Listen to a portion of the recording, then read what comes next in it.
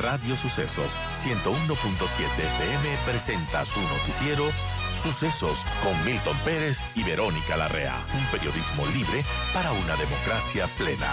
Los hechos y las opiniones de los sucesos que marcan nuestro tiempo.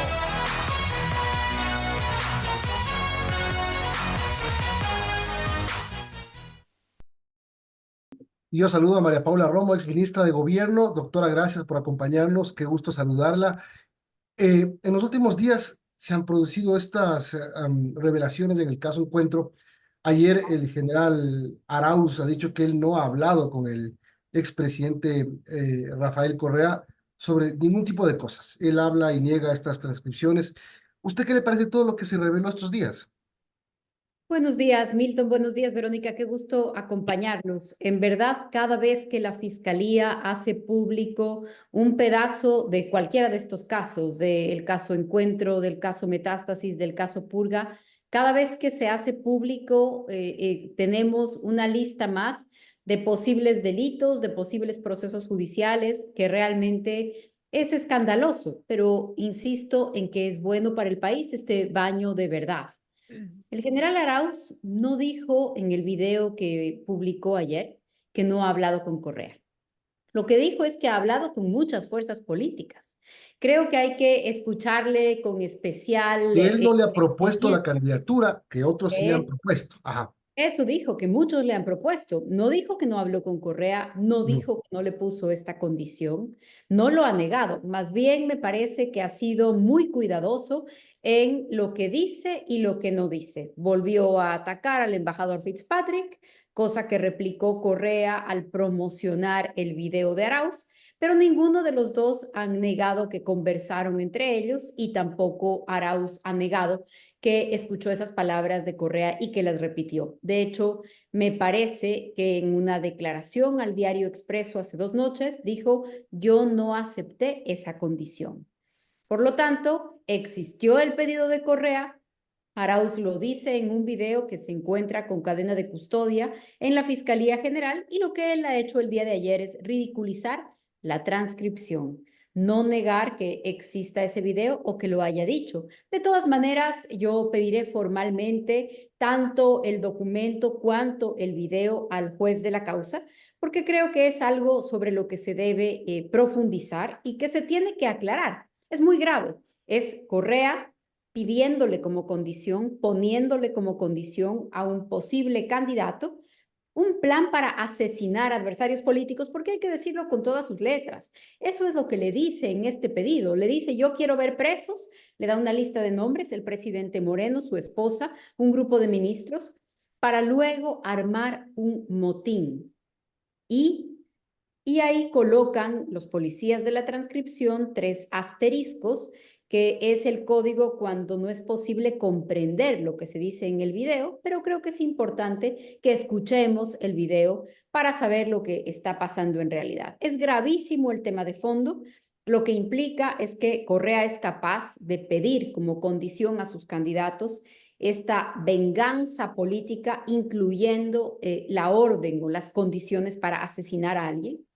Creo que Usted, también es muy grave porque aclara que Correa tiene relación con la violencia en las cárceles, y me parece que todos estos temas no son un asunto pequeño ni una anécdota en medio de todas estas grabaciones. cuando usted leyó esta transcripción y cuando empezó a ver las noticias que circulaban, aquí básicamente, y le recalco, la conversación en la página 1, en la conversación 1, página 43, el general Arauz había comentado que tuvo la conversación con Rafael Correa, que tenía la intención de ser candidato del correísmo. La condición: poner en la cárcel a Moreno, su esposa, a Lenin Moreno, a Juan Sebastián Roldán, a María Paula Romo y a Andrés Michelena.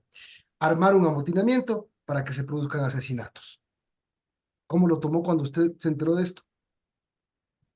Milton, no puedo negarle que es impresionante leer eso, ver ese titular, escuchar esas noticias. Es impresionante no solo en la dimensión personal por lo que implica, también es impresionante porque son cosas que uno se niega a pensar, se niega a creer que este tipo de discusiones o de conversaciones se den entre quienes manejan o aspiran a manejar un país, a conducirlo, a gobernarlo. Pero también, por otro lado, Milton confirma una serie de sospechas. Hay una línea en la convivencia política que hace rato se cruzó, que llegó a su punto más alto cuando asesinaron a Fernando Villavicencio. Creo que eso llevó las cosas, la confrontación, las enemistades políticas a un punto que jamás habíamos visto ni sospechado en el Ecuador, y también aclara otras cosas. ¿Por qué, por ejemplo, la obsesión de los acólitos de Correa, de sus seguidores y de quienes tratan de hacer puntos con él? ¿Por qué esta obsesión por llenarnos de denuncias, de juicios? Muchos de esos que también cruzan ya el límite de lo ridículo. Permítame ponerle un ejemplo. Una de las denuncias que yo tengo de un seguidor del expresidente Correa es una tentativa de homicidio porque se contagió de COVID. Y como yo era la presidenta del COE, encargada, delegada por el presidente Moreno, y la tarea del COE era mitigar el contagio en la pandemia, y él se había contagiado de COVID, esto parece una mentira. Es una investigación penal que no está ni siquiera archivada, con la que yo he rendido versiones, he presentado mis alegatos, he señalado casillero judicial, me defiendo con mi abogada.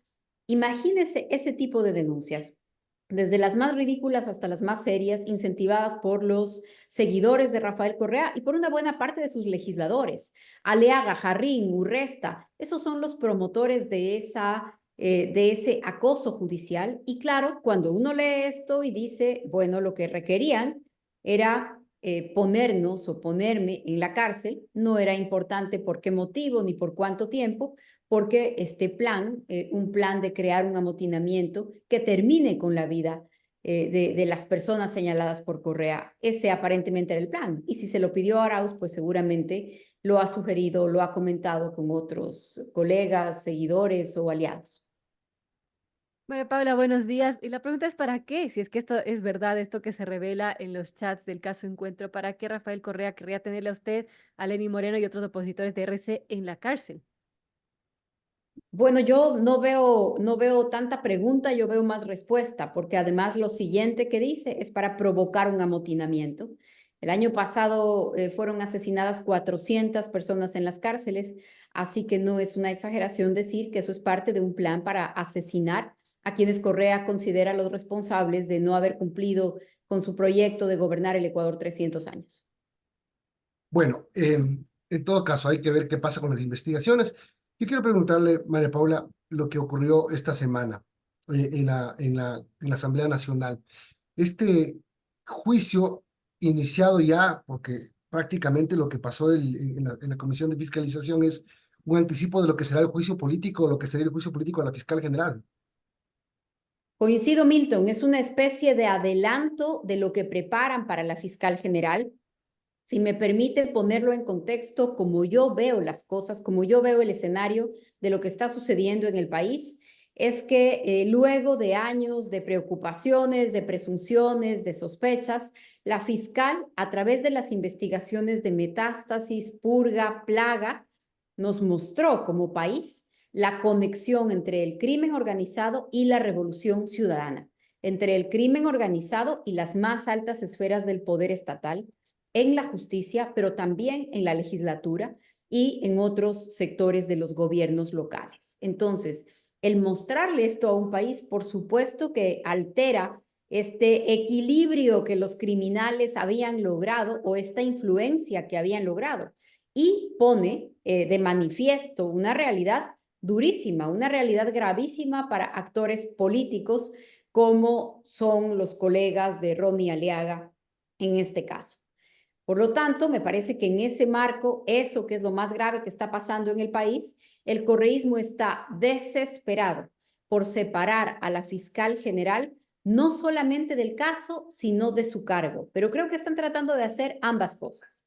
Lo que hicieron esta semana en la Comisión de Fiscalización no solamente fue una puesta en escena de la política, sino que también se podría haber convertido en un conflicto para lo jurisdiccional, porque fiscales y jueces están prohibidos de tener contacto con los procesados fuera de juicio, fuera de audiencia, fuera de una diligencia. Entonces, el momento en el que se constata este contacto, una conversación entre un fiscal o la fiscal general y un procesado, podrían haberlo convertido en una causal para separarla de la audiencia de juicio de metástasis. Como ya lo dijo, ironizando, bromeando sobre algo tan delicado, la asambleísta Pamela Aguirre, cuando dijo que si se cruzaba el juicio con la audiencia, pues iba a tener que faltar a la audiencia la fiscal general. Entonces, creo que en el fondo lo que tenemos es este gran caso, muestra las conexiones entre el crimen y el correísmo, entre el crimen y otros sectores del Estado, de las más altas esferas. La fiscal lo está haciendo. Como titular de la acción penal, es la llamada a llevar adelante esta investigación, a llevarla ante los jueces, y lo que están haciendo es tratando de separarla de la Fiscalía General antes de que ese día llegue. Y un tercer tema que se juntó en las últimas horas es un segundo pedido de juicio político de parte del correísmo a la fiscal general. Así es, y también esto desdice de lo que han anunciado, que Aleaga escribió un correo a las 9 de la mañana, que nadie sabía. En realidad, la presentación del juicio político me parece que pone claro que estaba coordinada la presentación de Aleaga con la presentación del juicio político, porque en su contenido podemos encontrar lo que Aleaga ha estado repitiendo en sus redes, en sus videos, desde la clandestinidad, porque hoy está requerido por la justicia a raíz de sus conversaciones con Norero a través de Jordán, a través de su conexión con el caso Metástasis.